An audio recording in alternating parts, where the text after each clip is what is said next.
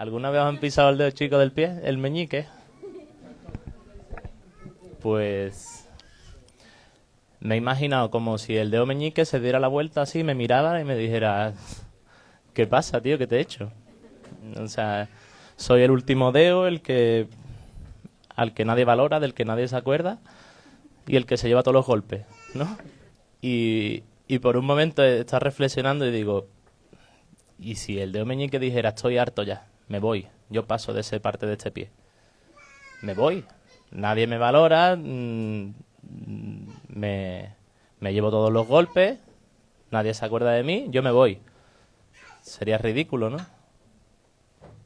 Y aunque nadie se acuerde de ese dedo nada más que cuando se da un golpe, dicen que si faltara, uno no tendría el mismo equilibrio, andaríamos raros, ¿no? O sea, al final se notaría la ausencia de ese dedo. ¿Y alguien se ha dado alguna vez un bocado en la lengua? ¿Os habéis dado alguna vez? Uf, es que son dos cosas horribles, ¿eh? Y me he imaginado también, ¿y si la lengua se enfadara y dijera, pues ahora voy a morder yo al diente? O que se pusiera en huelga y dijera, pues yo ya no trabajo más. Si estas son las condiciones laborales, yo no trabajo más.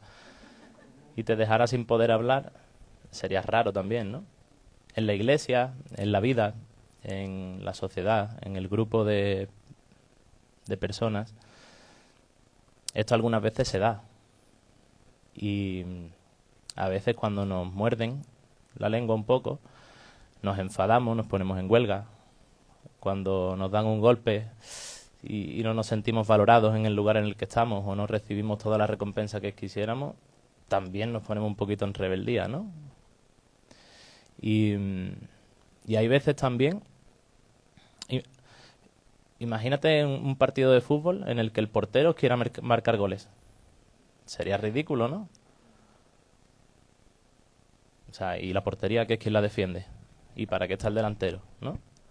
También pasa en la vida, en nuestro trabajo, en nuestra familia, en la iglesia, que hay personas que quieren abarcar algo, quieren marcar un gol, porque es algo que le gusta o que le gustaría en ese momento, pero está llamado a ser portero, está llamado a defender la portería y es muy bueno en eso. Es ridículo, yo nunca he visto un portero que se vaya corriendo a marcar el gol, ¿no? A no ser que el entrenador se lo pida y tal, es raro. Y quería empezar con esta reflexión porque si una parte de un grupo de personas, una parte del cuerpo, una parte de una familia, una parte de la iglesia, se coloca en un lugar que no le corresponde o falta, el cuerpo entero, el grupo entero lo sufre. Si estáis un grupo de amigos y estáis charlando, si una persona no está bien, el resto tampoco está bien. Sin embargo, si todo el mundo está en su sitio, todo el mundo está bien, todo va en armonía y todo está perfecto, ¿verdad? Y esto está también escrito en la palabra de Dios. Y quería reflexionar con vosotros en la primera carta de Corintios que le manda Pablo al a la iglesia de Corintios. Les hace ese símil de que la iglesia de Corinto es como si fuera un cuerpo, ¿no? Y empieza a decirle, el cuerpo humano tiene muchas partes, pero las muchas partes forman un cuerpo entero. Lo mismo sucede con el cuerpo de Cristo. Entre nosotros hay algunos que son judíos y otros que son gentiles, algunos son esclavos y otros son libres, pero todos fuimos bautizados en un solo cuerpo por un mismo espíritu y todos compartimos el mismo espíritu. Así como en un equipo de fútbol el delantero, el portero, el centrocampista tienen el mismo escudo en el pecho, en la iglesia todos tenemos a Cristo.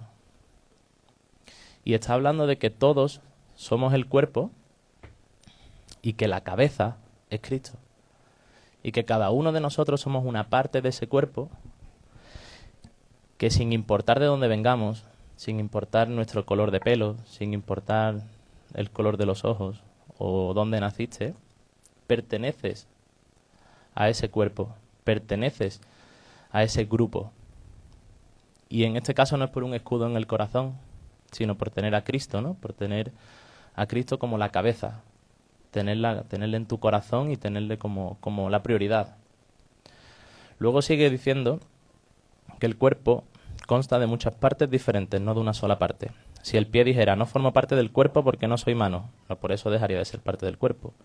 Y si la oreja dijera, no formo parte del cuerpo porque no soy ojo, ¿dejaría por eso de ser parte del cuerpo?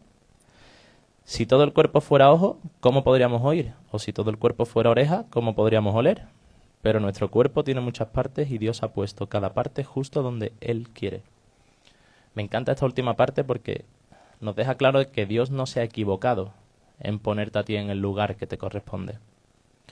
Y algunas veces no lo entendemos o nos gustaría estar en otro sitio. Algunas veces el ojo quiere ser oreja o el brazo quiere ser pie.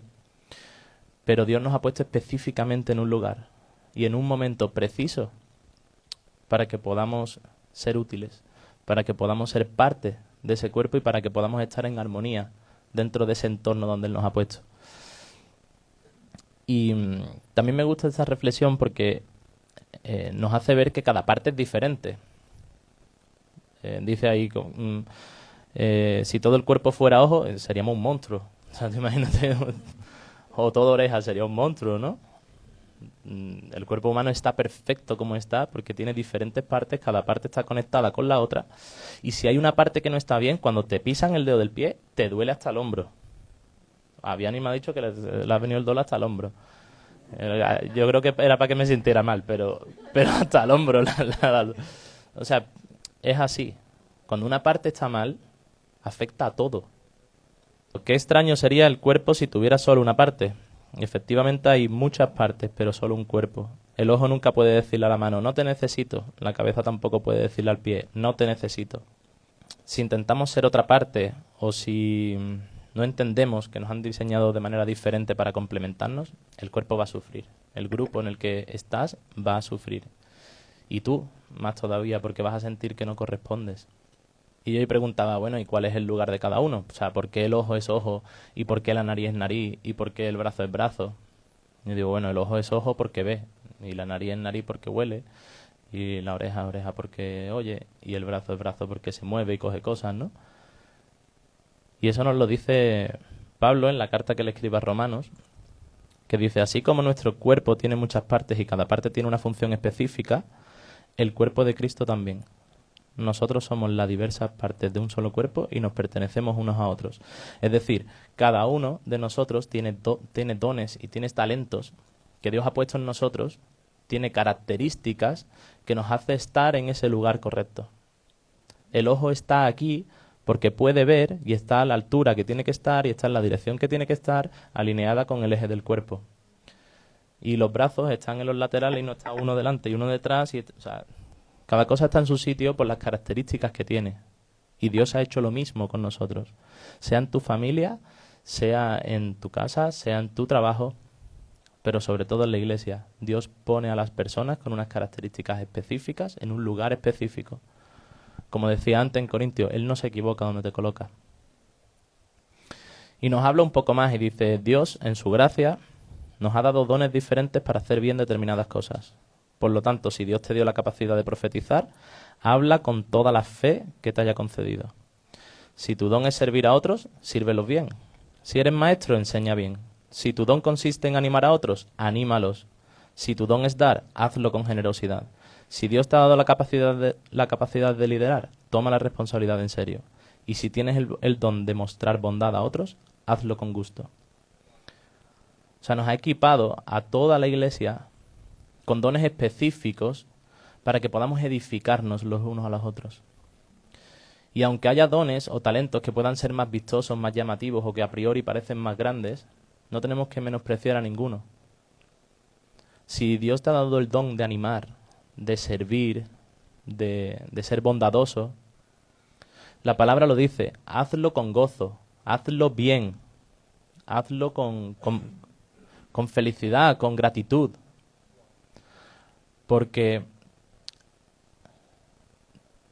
eso es lo más parecido al corazón de Jesús. El tema de la bondad, la generosidad y sobre todo el servicio es lo más parecido al corazón de Jesús que pueda haber. Él nos dijo que había venido a servir, no a ser servido. Después hay gente que tendrá el don de profetizar y ¡wow! Gente que tendrá el don de ser maestro, de evangelista. Pero cada uno de los dones está específicamente puesto en la Iglesia para que podamos edificarnos los unos a los otros. Y todos son igual de importantes. No hay dones pequeños, no hay talentos pequeños. Hay grandes propósitos. Y cada uno de esos dones tenemos que ser conscientes de que existen, conscientes de que es Dios quien nos lo da, para que nosotros podamos ponerlo al servicio de Dios. Y que lo podamos hacer con privilegio, que lo podamos hacer con gozo, que lo podamos hacer con responsabilidad.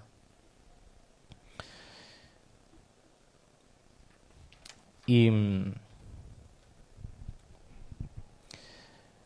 hay veces también que podemos llegar a pensar, bueno, yo conocí a Cristo hace poco, o estoy en una situación que, bueno, que sí, que vengo un poco, hago check, yo les doy las gracias por la mañana y ya, pero bueno, tampoco es mi llamado tener ninguna responsabilidad o estar sirviendo.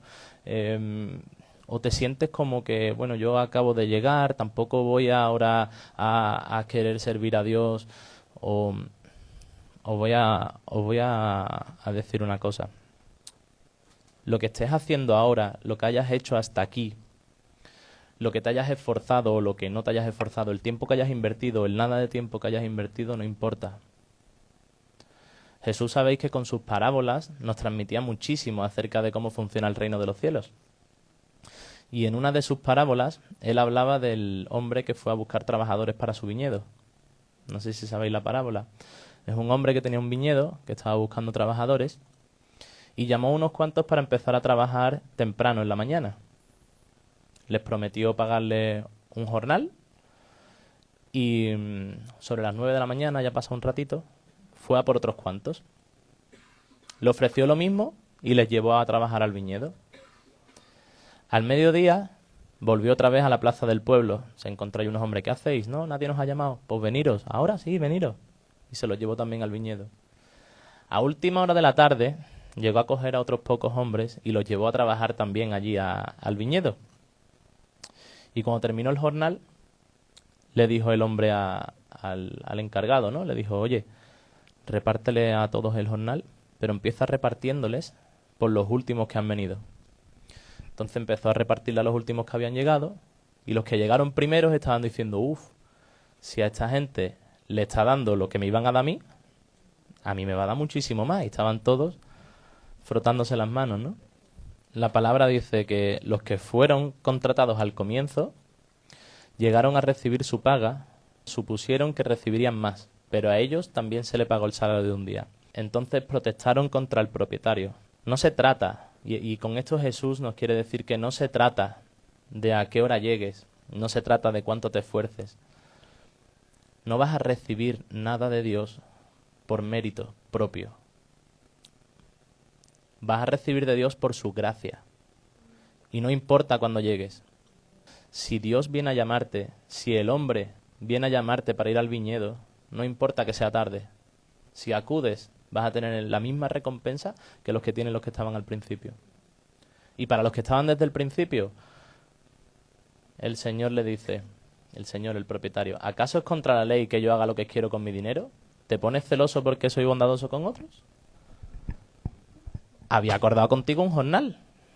Te he dado un jornal. ¿Por qué te quejas? Es un acuerdo al que hemos llegado, ¿no? Más bien, ponte contento. ¿Alguno de aquí se sentiría incómodo con estar 12 horas bajo el sol trabajando y luego llega otro, echa media horita y se lleva lo mismo? ¿Eh? ¿Alguien se alegraría? Es duro, ¿eh? Es que es duro. Pero fíjate cómo somos los seres humanos. Si no hubiera entrado nadie y tú hubieras cobrado lo tuyo, te hubieras ido contento, ¿no? ¿Cómo somos? ¿Cómo somos? A veces pensamos que nosotros merecemos más cosas, pero Dios da según su voluntad. Y os digo que nos da más de lo que merecemos. Si estamos mirando al otro y estamos mirando cuánto gana el otro, si gana lo mismo que nosotros o quién merece más, estamos entrando en compararnos.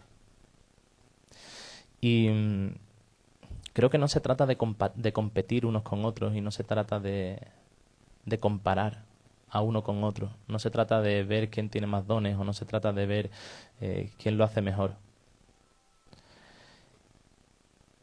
Yo creo que lo que tenemos que hacer es desempeñar el rol en el que Dios nos pone con la mayor excelencia y la mayor gratitud que podamos, sabiendo que la paga nuestra es la salvación y el amor de Dios, y ya lo tenemos. A partir de ahí, todo es ganancia. Sabéis que los discípulos tuvieron sus riñas, ¿no? Le preguntaron a Jesús varias veces, oye, ¿cuál es tu discípulo favorito, no? Y Juan en su libro siempre dice, el discípulo al que Jesús amaba, ¿no? Tenían cierta cosita, ¿no? Entre ellos. Incluso cuando Jesús se le aparece a los discípulos que estaban ellos pescando, ya después de resucitar, y lo ven de lejos y tal, y habla con Pedro, no sé si sabéis esa historia, habla con Pedro y le pregunta 3 veces que si le ama, y lo redime, ¿no?, de haberlo negado 3 veces. Y ahí Jesús le avisa a Pedro de cómo va a morir, ¿no? Le dice, mira, lo que te espera es esto, Pedro. ¿Te espera esto? Se lo da con una especie de metáfora, pero le dice, esto es lo que te espera, Pedro. Dice la palabra, Jesús dijo eso para darle a conocer el tipo de muerte con la que Pedro glorificaría a Dios. Y entonces Jesús le dijo, sígueme. Te digo todo lo que te espera y luego te digo, sígueme. Y Pedro en ese momento se da la vuelta y vio que detrás de ellos estaba el discípulo a quien Jesús amaba, a Juan. El que se había inclinado hacia Jesús durante la cena para preguntarle, Señor, ¿quién va a traicionarte? Y Pedro le pregunta a Jesús, Señor, ¿qué va a pasar con él? O sea, acaba de decirle, el Señor le acaba de decir a Pedro cómo iba a morir y que le siguiera. Y Pedro no se le ocurre otra cosa que mirar para y decir, bueno, ¿y este qué? ¿Con él qué va a pasar?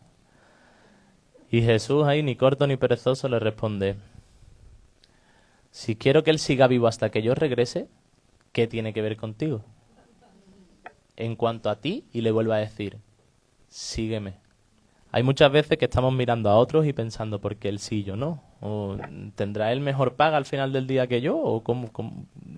Estamos mirando constantemente alrededor, y es normal porque en esta sociedad nos están impulsando a eso, a ser el mejor, a llegar el primero, ¿no?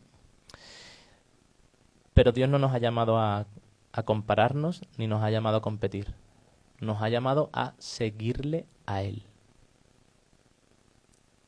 Su inquietud con Pedro es que le siga. ¿Qué te importa lo de los demás? Sígueme. Sígueme.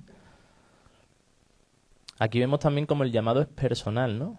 Porque Juan tenía un llamado y Pedro tenía otro. De hecho, si en este pasaje vamos un poco adelante, vemos también cómo era el carácter de Juan y cómo era el carácter de Pedro. Cuando estaban pescando y apareció Jesús en la orilla y le dijo, échalos a la derecha, tal, ¿no? El discípulo a quien Jesús amaba, Juan, le dijo a Pedro, es el Señor. Y cuando Simón Pedro oyó que era el Señor, se puso la túnica que se le había quitado para trabajar, se tiró al agua y se dirigió hacia la orilla. Aquí vemos a un Juan contemplativo, ¿no?, como más íntimo, que desde lejos reconocía al Señor, y vemos a un Pedro más impulsivo, más reaccionario, más el Señor, y me voy corriendo para él, ¿no?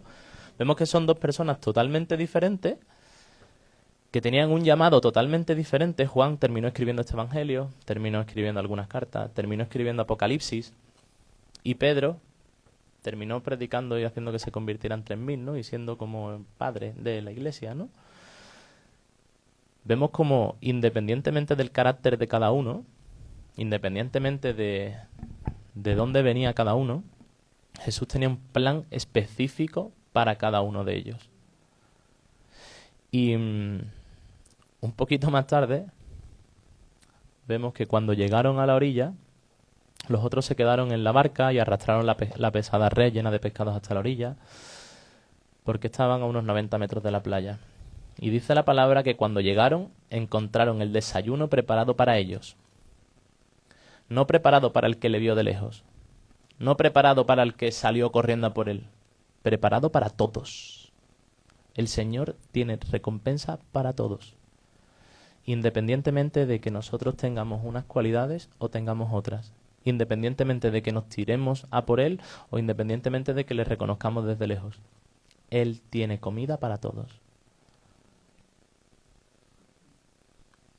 Juan lo vio, Pedro fue, pero el Señor lo había preparado para todos. Había discípulos que se quedaron arrastrando la red. Ahí no los mencionan. Sería Andrés, no los menciona.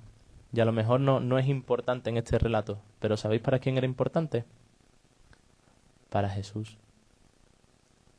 Y eso es a lo que tenemos que aspirar. A entender lo importante que somos para Jesús.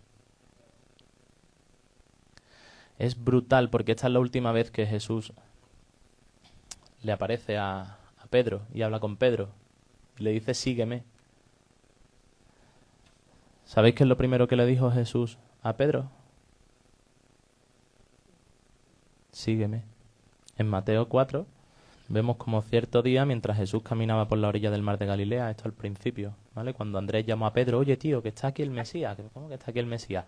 Ven a conocerlo. Y cuando lo conocen, vio a dos hermanos, a Simón, también llamado Pedro, y a Andrés, que echaban la real agua porque vivían de la pesca. Jesús los llamó, vengan, síganme, y yo les enseñaré cómo pescar personas. Me parece increíble cómo Jesús, desde el primer momento en el que ve a sus discípulos, lo que les dice es, sígueme. Y cuando se despide de ellos, lo que le dice es, sígueme. Es brutal. A Jesús no le importa dónde estás ahora. A Jesús no le importa qué has hecho hasta ahora. No le importa las cualidades que tú creas tener. A Jesús le importa que tú le sigas. Porque cuando tú le sigas, Él va a transformar tu forma de vivir, va a transformar tu forma de trabajar, va a regalarte dones, talentos y va a revolucionar tu vida. Cuando tú aceptes a Jesús y tú le sigas y dejes las redes, dejes tus cosas a un lado, esas cosas que te están impidiendo acercarte a Él, Él te va a transformar. Y como Pedro era pescador de peces, le dijo, sígueme y yo te enseñaré a pescar personas.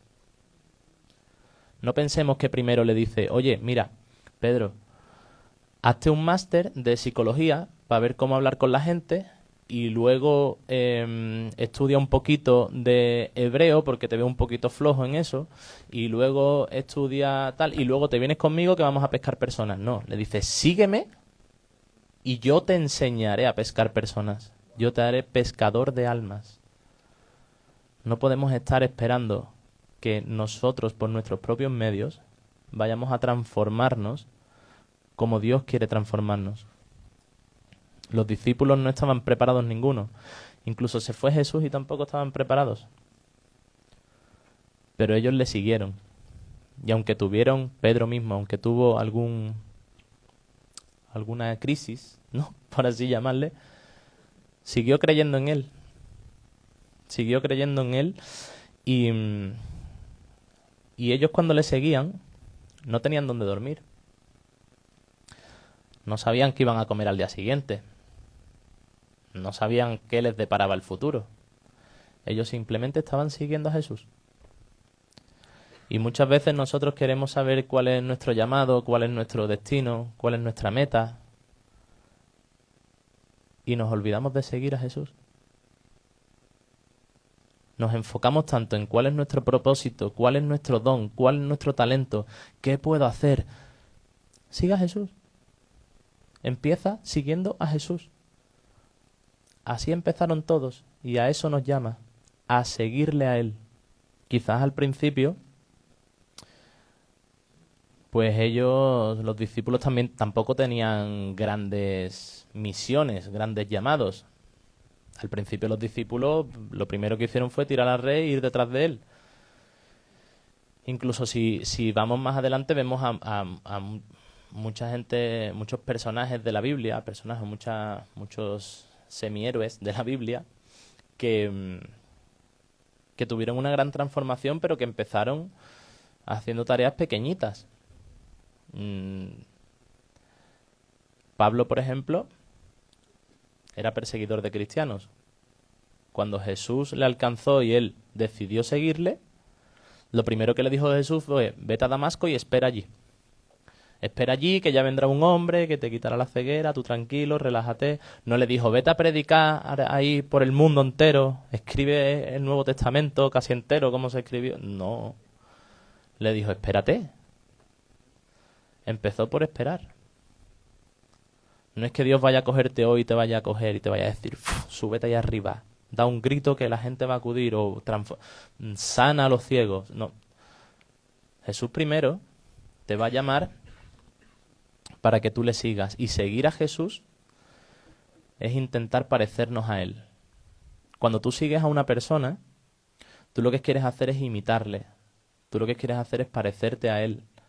Tú lo que quieres hacer es conocerle cada día un poco más. Y por eso nos dice, sígueme. Sígueme para que veas lo que yo hago, para que te sientes en mi mesa, para que me conozcas, para que me escuches, para que tengas una relación conmigo. Porque si no me sigues no vas a poder aprender. Hay una historia en Hechos que quiero compartir con vosotros, que va de cuando empieza la primera iglesia, los discípulos estaban tan cargados con tantas tareas de predicar el evangelio, de sanar a las personas, de organizar todo. La gente estaba dando todo lo que tenía. Todo lo que tenía lo daban a la iglesia y ahí repartían el alimento, repartían todo. Y llegó un momento en el que ya no podían dar más y dijeron, mira, no podemos estar nosotros repartiendo el alimento, vamos a elegir personas específicas para que nos ayuden con esto.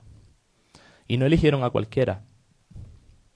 Dice, por lo tanto, hermanos, escojan a 7 hombres que sean muy respetados, que estén llenos del Espíritu y de sabiduría. Y a ellos le vamos a dar esa responsabilidad. Entonces, nosotros los apóstoles podemos dedicar nuestro tiempo a la oración y a enseñar la palabra. Y dice, a todos les gustó la idea y eligieron a Esteban, un hombre lleno de fe y del Espíritu Santo, a Felipe, a Prócoro, a Nicanor, a Timón, a Parmenas y a Nicolás de Antioquía, que se había convertido a la fe judía anteriormente. Y estos 7 hombres fueron presentados ante los apóstoles, quienes oraron por ellos y les impusieron las manos. ¿Os suenan Esteban, Felipe? Empezaron sirviendo la comida en las mesas. El siguiente versículo es brutal. Esteban, un hombre lleno de la gracia y del poder de Dios, hacía señales y milagros asombrosos entre la gente. Empezó aceptando y tomando su lugar, repartiendo la comida. Como Dios vio de la manera en que él lo hacía, con el gozo que él lo haría, con la responsabilidad que lo haría, y cómo permitía que el Espíritu Santo, incluso sirviendo la comida, se manifestara, que terminó dándole cada vez más espacio hasta que pudo estar haciendo señales y milagros asombrosos entre la gente. Un poco más adelante habla de Felipe también, que se dirigió a Samaria y le contó a la gente acerca del Mesías. La gente le escuchaba a Felipe y estaban deseosas de oír el mensaje y veían las señales milagrosas que él hacía también. Muchos espíritus malignos fueron expulsados, los cuales gritaban cuando salían de las víctimas, y muchos que habían sido paralíticos o cojos fueron sanados, así que hubo mucha alegría en esa ciudad. Felipe, llamado a servir en las mesas, con una pequeñita misión, pero con un gran propósito, porque él decidió seguir a Jesús. Él decidió aceptar y tomar el lugar que correspondía en ese momento. Él entendió que había personas que tenían que estar pendientes de otras cosas y él dijo, de esto me puedo encargar yo. Y lo tomó con tanto privilegio que terminó siendo una de las personas más importantes del Evangelio para que se extendiera por el mundo. Más adelante sabemos la historia de Felipe con el eunuco. Con esto lo que quiero decir es que muchas veces creemos que Dios solo usa a personas que tienen grandes talentos, pero lo que realmente Jesús busca son corazones dispuestos. Está buscando corazones dispuestos a servirles en la tarea que sea, en el lugar que sea. Dice la palabra que el que es fiel en lo poco, lo mucho se le dará. Y eso pasó con esta gente. No podemos menospreciar las tareas que a priori parecen pequeñas, porque si lo haces con excelencia, te abre puertas a cosas más grandes. Muchas veces queremos ir directamente a lo grande o directamente a un rol o directamente a un llamado específico, y Dios lo que quiere es trabajar contigo en el proceso. Porque el carácter lo podemos forjar caminando con Jesús. Y Él es el que conoce los tiempos perfectos y los lugares perfectos donde situarte. Acordaros lo que hemos dicho. Dios no se equivoca. Te pone en el lugar correcto. Y no es casualidad lo que te rodea ahora mismo. No es casualidad. Dios tiene un plan para ti. Y lo único que te está pidiendo es que le sigas. Y confiar en que Él te va a ir guiando. Y esto tampoco se trata de decir, bueno, pues ya está, pues Jesús es mi pastor, nada me faltará. No va de esto. Yo voy por libre. Sí, yo con Jesús ya voy por libre. No se trata de esto. ¿Sabéis cómo aprendió, cómo Jesús evolucionó durante su vida? Jesús dice que aprendió por obediencia. La obediencia fue lo determinante en su vida. Jesús hasta los 30 años estuvo obedeciendo a María y a José. Jesús a los 30 fue a bautizarse, y aunque Juan el Bautista le dijo no soy digno, él dijo sí, escrito está, yo me tengo que bautizar aquí. Fue obediente. Una vez que se bautizó, el Espíritu Santo le guió al desierto. 40 días de ayuno. Eso no es agradable para nadie. Pero él obedeció. Cuando hizo el primer milagro, se lo ordenó su madre. Y él obedeció. Y cuando se fue a la cruz, él también dijo, Padre, pase de mí esta copa. Y el Padre, no. Tú has venido a esto. Y él obedeció. Cogió el pecado de cada uno de nosotros. Y para salvarnos y poder tener una relación con Él ahora, y para que podamos recibir al Espíritu Santo, fue a la cruz y se entregó por ti. Y eso lo hizo por obediencia. Entonces yo quiero lanzaros una pregunta hoy. Quiero que cerréis los ojos. Quiero que visualicéis el entorno en el que Dios os está poniendo. En vuestra familia, en vuestro trabajo, en vuestro círculo, en la iglesia. Y si estás dispuesto a tomar tu lugar y seguirlo, podéis repetir conmigo, Señor Jesús, gracias por la palabra que tú traes hoy. Decido seguirte. Sé que eres el camino, la verdad y la vida. Y me gozo con la decisión de poder seguir tus pasos. Guíame para que pueda estar en el lugar que tú quieres y desarrollar mi servicio con gratitud y gozo.